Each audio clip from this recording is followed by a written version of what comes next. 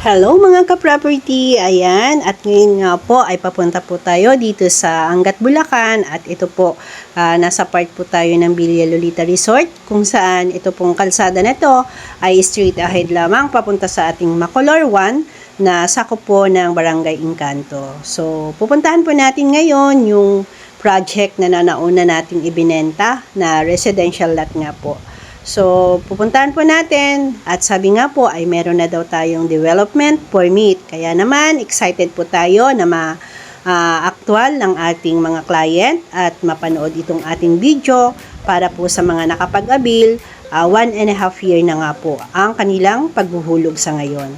So, ayan, malapit na po tayo sa ating Macolor 1 and 2. Kaya naman, sobrang excited po tayo na maipakita sa ating mga client ang ating development permit. Yan. Kung napapansin nga po natin mga ka-property, may mga bahay na po dito at nakatira na rin nga po sila. Yan. Ito po ang ating Macolor 2 at sa bandang taas po nito ang ating Macolor 1. So, si Macolor 1 pa lamang po ang may development permit sa ngayon po. And then, next na po ang iba. Yan. Excited na po tayo sa ating development permit na maipakita natin dito sa ating vlog. Okay.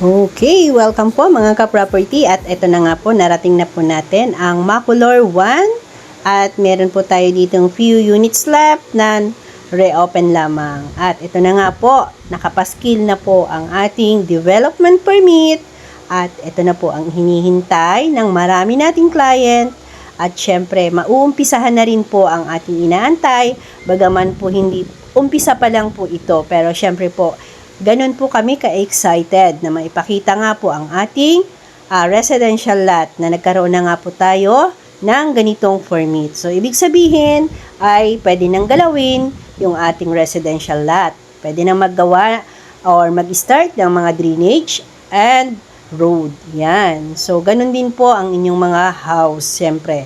Ayan. So, syempre, ganun po kami ka-excited at nang kayo po ay ma-update sa aming mga client nga po na nakapag-abil. 1.5 na po ngayon ang year ang kanilang paghuhulog. So, ayan nga po yung mga tosang na ilalagay nila. At ito pong part na ito ay ito po yung pinaka-entrance natin. So, 10 meters wide po yan. So, sa ngayon ay inuumpisahan ang ating Macolor 1. Dito po yan sa Angat, Bulacan. Barangay Encanto. Okay, so continue for watching mga ka-property. Kung napadaan po kayo sa aking YouTube channel, please palike naman po and subscribe na rin po sa aking channel kung kayo po ay naghahanap ng ganitong mga property. Kayo pala yung nasa unahan ko? Yes, ma'am. Ayaw mo ba, ma'am? Kaya kami napag-aala ko para mabuisit ko eh. Alam mo naman. Lang Ako yan. nga, malaki na yun. Ayan mga ka-property at kung interested po kayong mag-abil, mag-site viewing dito sa aming property 1, 2, and 3, 4, meron po tayong mangilan-ngilan na available pa. So dito depende po ang price sa location ng ating 1, 2, and 3, and 4. So dito sa 1, yun nga, meron tayong reopen. Ayan. So, kung interested po kayo, bali ang inyo pong kailangan na i-provide ay halagang 40,000 para sa down payment. At kung hindi pa ready ang 40,000 mo, maaari kang mag-reservation sa halagang 6,000. And to follow na lang po ang 34,000 para sa down payment at para makapag-contract. Everyday site viewing po, maaari lamang po kayong mag-PM sa aking FB, Glenn's Property, and my number.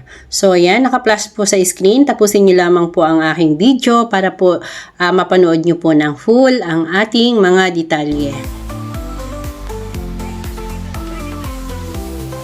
Ang gagandaan naman ito, ma'am. Malaki difference. Kung ano po talaga for business po na lang ang nalagay.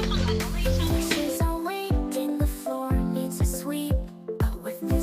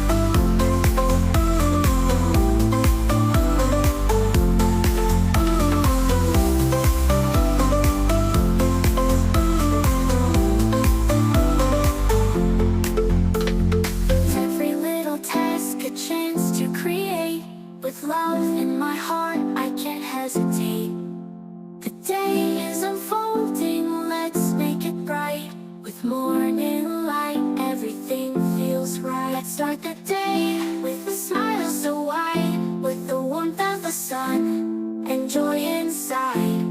Housework awaits, but I'm ready to go. With morning light and coffee glow.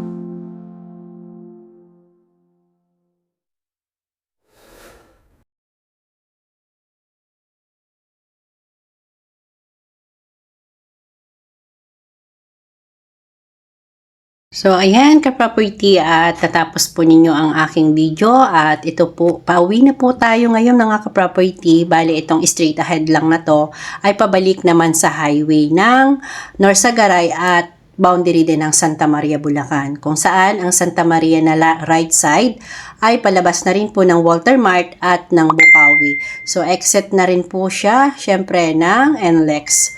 So, ito po ay barangay ng Pulong Yantok. So, dito po mayroon po ditong madadaanan tayo na dalawang school, high school and elementary nga po.